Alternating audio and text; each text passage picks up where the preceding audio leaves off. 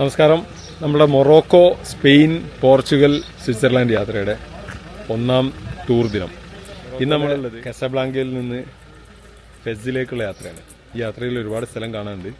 ഇപ്പോൾ ഞാൻ എത്തിയിട്ടുള്ള ഒരുപാട് യാത്ര ചെയ്തു. രാവിലെ തുടങ്ങിയാണ്, ഉച്ചയായിട്ടുണ്ട് എത്തിയപ്പോൾ. മൊളോബിലിസ്, മൊറോക്കോയിലെ കസാബ്ലാങ്കയിൽ നിന്നും സാംസ്കാരിക തലസ്ഥാനമായ ഫെസിലേക്കുള്ള ഒരു യാത്രക്കിടയിലാണ് ഞങ്ങൾ ഈ വൊളൂബിലിസ് എന്ന പുരാതന നഗരം സ്ഥിതി ചെയ്യുന്ന സ്ഥലത്തെത്തുന്നത്. രണ്ട് പ്രധാന നഗരങ്ങൾക്കിടയിലൂടെ യാത്രയിൽ ഞങ്ങൾ എത്തിച്ചേർന്നത് നൂറ്റാണ്ടുകൾ പഴക്കമുള്ള ഒരു പ്രധാനമായ റോമൻ സിറ്റിയുടെ അവശിഷ്ടങ്ങളിലേക്കാണ്. യുനെസ്കോയുടെ ലോക പൈതൃക പട്ടികയിൽ ഇടം പിടിച്ച വൊളൂബിലിസ് വടക്കേ ആഫ്രിക്കയിലെ റോമൻ സാമ്രാജ്യത്തിൻ്റെ ഏറ്റവും വിദൂരമായ ഒരു അതിർത്തി നഗരമായിരുന്നു. BC 3-ാം നൂറ്റാണ്ടിൽ ഒരു ബർബൺ ജനവാസ കേന്ദ്രമായി തുടങ്ങി. പിന്നീട് AD 1-ാം നൂറ്റാണ്ടിൽ റോമൻ ഭരണത്തിന് കീഴിൽ ഇതൊരു അതിമനോഹരമായ നഗരമായി പരിണമിക്കുകയായിരുന്നു. ഒലിവ് എണ്ണ ഉൽപ്പാദനത്തിനും ഗോതമ്പ് കൃഷിക്കും പേരുകേട്ട ഈ നഗരം റോമൻ സാമ്രാജ്യത്തിൻ്റെ പ്രധാന സാമ്പത്തിക സ്രോതസ്സുകളിലൊന്നായിരുന്നു. ഈ പുരാതന നഗരത്തിൽ ഒരുപാട് കാഴ്ചകളുണ്ട്. അതിലൊന്ന് ബസേലിക്ക എന്നറിയപ്പെടുന്ന കോർട്ട് ഓഫ് ജസ്റ്റിസ് ആണ്. നഗരത്തിൻ്റെ ഭരണകേന്ദ്രവും കോടതിയുമായിരുന്ന ഒരു കെട്ടിടമായിരുന്നത്. അതുകൂടാതെ ക്യാപിറ്റോൾ ടെമ്പിൾ എന്ന പേരിൽ റോമൻ ദേവന്മാരായ ജൂപ്പിറ്റർ, ജൂണോ, മിനർവ എന്നിവർക്കായി സമർപ്പിച്ചിട്ടുള്ള ഒരു വലിയ ആരാധനാലയത്തിൻ്റെ തകർന്ന ഭാഗങ്ങളും നമുക്ക് കാണാൻ കഴിയും. അപ്പോൾ നമ്മളുടെ യാത്ര ഒരു 10-20 ദിവസം നീണ്ടു നിൽക്കുന്നൊരു ലോങ് യാത്രയാണ്. ഇതിൻ്റെ തുടക്കമാണ്. ഇന്നലെയാണ് നമ്മൾ എത്തിയത്. മൊറോക്കോ ടൂർ നടത്തുന്നവരും അത്ര കൂടുതലായിട്ട് എത്തിപ്പെടുന്ന ഒരു സ്ഥലമല്ല ഈ വൊളൂബിലിസ്.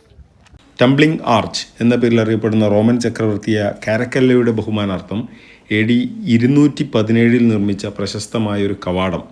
അതാണ് ഈ ഒരു പൗരാണിക നഗരത്തിലെ മറ്റൊരു പ്രധാനപ്പെട്ട കാഴ്ച. വലിയൊരു ഭാഗം തകർന്ന് തരിപ്പണമായതെങ്കിൽ കൂടി ഒരു കാലഘട്ടത്തിൻ്റെ പ്രതാപം നമുക്ക് കൃത്യമായിട്ട് മനസ്സിലാക്കാൻ കഴിയും. മൊറോക്കോയിലെ സെറോൺ പർവ്വതനിരകളുടെ താഴ്വരയിൽ അതീവ ഫലഭൂയിഷ്ഠമായ ഒരു സമതലത്തിലാണ് ഈ വൊളൂബിലിസ് സ്ഥിതി ചെയ്യുന്നത്. BC 3-ാം നൂറ്റാണ്ടിൽ ഇതൊരു മൗറിറ്റാനിയൻ ജനവാസ കേന്ദ്രവും കൂടിയായിരുന്നു. പിന്നീട് റോമക്കാർ ഈ സ്ഥലം കീഴടക്കിയപ്പോൾ ഒരു വലിയൊരു നഗരം തന്നെ ഇതിൻ്റെ ഭാഗമായി അവർ പണിതുയർത്തുന്നതാണ് കാണുന്നത്. റോമൻ സാമ്രാജ്യത്തിൻ്റെ ഒരു പ്രധാനപ്പെട്ട സാമ്പത്തിക സ്രോതസ്സായിരുന്നു ഈയൊരു നഗരം എന്നാണ് ചരിത്രത്തിൽ രേഖപ്പെടുത്തി വെച്ചിട്ടുള്ളത്.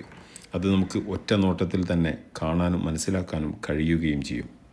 റോമൻ, ബർബൺ, ആഫ്രിക്കൻ വാസ്തുശില്പകലയുടെ ഒരു സങ്കലന കേന്ദ്രം എന്ന് നമുക്കിതിന് വിളിക്കാം.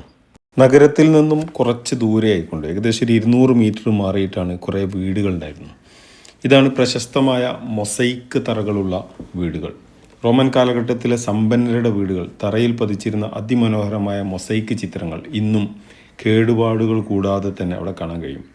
House of Hercules, house of the night, house of acrobat എന്ന പേരിലൊക്കെ അറിയപ്പെടുന്ന ഗംഭീരമായ മൊസൈക്കുകൾ.